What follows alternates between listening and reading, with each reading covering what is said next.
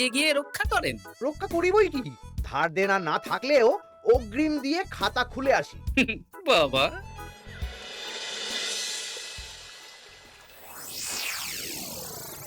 তোদের একটা কাজ করতে হবে। কি কাজ বলে ফেলুন? তোরা উঠতে বসতে গোপালকে জিজ্ঞেস করবি, কি গোপাল, কটা হালখাতার নিমন্ত্রণ পেলে?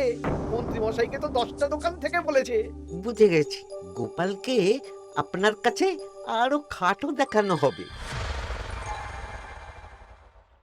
এই যে শোনো, এই পলেটা ধরো, হ্যাঁ, আর মুদির দোকান থেকে 500 মুগ ডাল আর 1 কেজি চিনি নিয়ে এসো তো।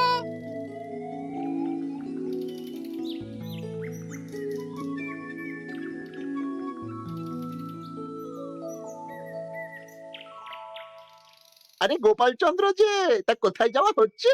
নিজের বাড়িতে যাচ্ছি। আমি তো আর তোদের মতন বাউন্ডুলে নই যে দিনরাত রাস্তায় রাস্তায় ঘুরে বেড়াবো। সামনে তো পয়লা বৈশাখ, সেদিন কেউ কি বাড়ি বসে থাকবে?